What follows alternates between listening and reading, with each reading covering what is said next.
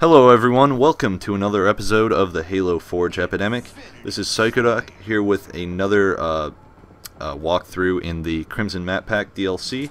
This one is Harvest, and so far I gotta say this is probably my favorite of the pack, of course just from my initial impressions, but you're gonna see why in just a second here. Here we go. Woohoo! Yeah, freaking giant ass hog jumps. Could not be happier. The hog jumps are they're way too much freaking fun. But anyways, this map it's pretty cool. It's very simple. Essentially it could be classified in three areas. There's there's each side, and then there's the center, and it's just the sides are broken up by the giant rocks, the jumps, which can also be used as perches to fire down on. And then, the center is more geared towards infantry, although hogs can cut through the very center, kind of like figure 8 style. And, yeah, that's all just really cool. These jumps are just hilariously awesome. They are huge. It's just so much fun to drive off them. And you'll see we get some pretty cool hog footage later. I don't know what happened here. I just failed. But I landed it, so that's good. Anyways, yeah, I don't know. Aside from the hogging on this map, it is very simple. It's really, like, you'll see once in just a second, once I get blown up by the overpowered plasma pistol plasma grenade combo. You'll see it's very simple, but it's still pretty cool. And it's supposed to play really well for capture the flag, although the capture the flag game type is a little bit broken in Halo 4, unfortunately. But we'll see how that goes. But there's kind of just this central structure, and you just generally run through it. Of course, you can go alongside it, and if you have a sniper rifle or something, you can go further out. But for the most part, on foot, you'll kind of want to just stick to this central structure, which is fine. Although, it is very simple. But I won't judge it too harshly, especially since I've not really had a whole lot of time to play the map.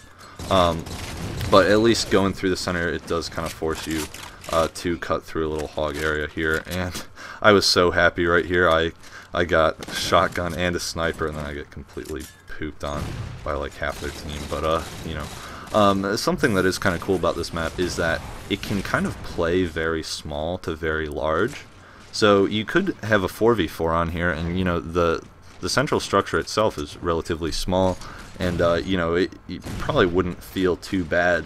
Like the game wouldn't be too slow with only 4v4. There'd just be less use of the vehicles and stuff. But you could play, this is 6v6 on this playlist. You could play up to 8v8 on here. It'd be a bit much, but and it wouldn't be too bad, because there's actually a lot of space, and it's definitely very different from from Wreckage, for example, which is so cluttered, and in kind of a cool way. But this is kind of the opposite.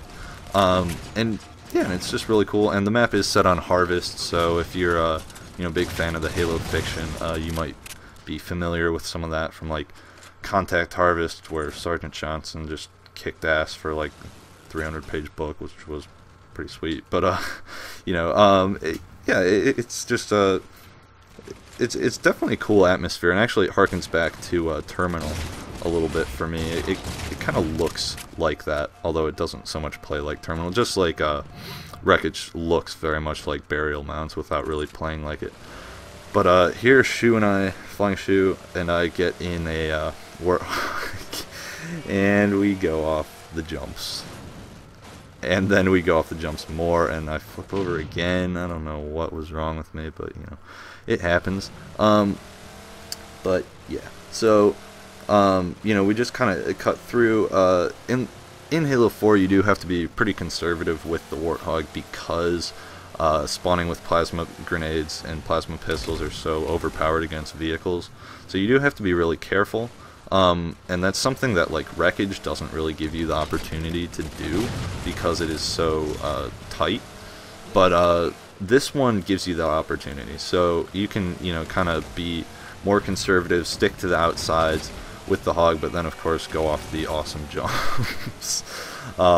which, believe me, if you're a Warthog enthusiast like I am, these things are just, oh jeez, I could probably just drive around on this map for an hour, not get bored. But you know, it is definitely a good map you can use the hogs on. There's actually 4 hogs on here, as well as 2 ghosts and, I don't know, a couple of mongooses. Yeah, so it's kind of cool because it can play very much like, you know, just a 4v4 on foot type of map, but it can also play more like a big team vehicle heavy map, depending on what your style is and how you want to do it. So I think that's something that's kind of cool about this map and about Halo 4's sandbox in general, I suppose.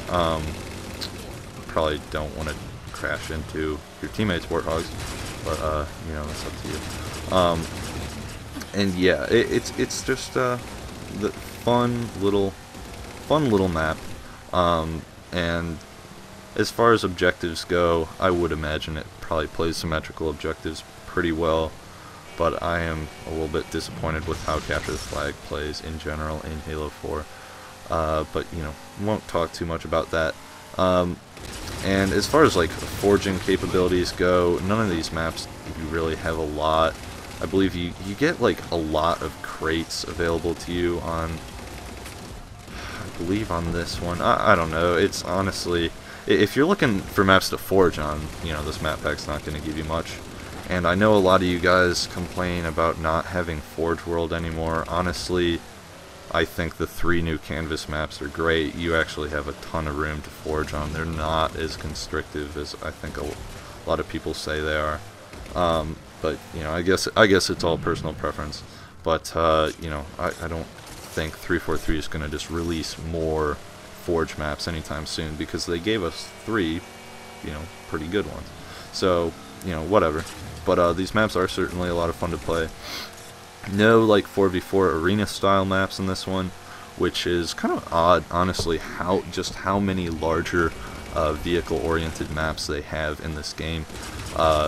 Although I think it's kind of nice after Halo Reach, which literally didn't ship with any big team maps, unless you count the forged variants of Hemorrhage and Paradiso, which were crap, and then, you know, they brought in like Tempest and Breakpoint and stuff. But, you know, a big team outside of custom games in Halo Reach was essentially just garbage. So it is pretty cool that you know, it's fun again, and that there's actually maps to support it again. Yeah, I don't know, I guess hopefully there will be a bit more like smaller scale 4v4, maybe some arena, you know, more of that style of maps in the future. But I'm pretty happy with the map selection so far.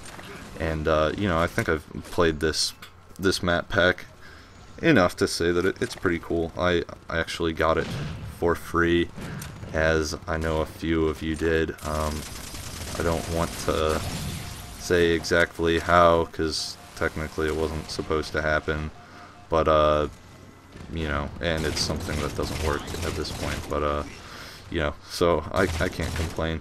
But you know, I'm not trying to like rate the maps or, you know, and tell you guys if they're worth buying them so much, as I'm just trying to, you know, show you guys some new Halo 4 content that should interest a lot of you.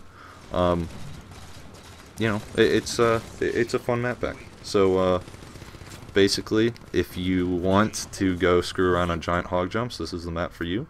But this has been Psychoduck with the Halo Forge Epidemic. So thanks for watching, guys, and I'll talk to you next time.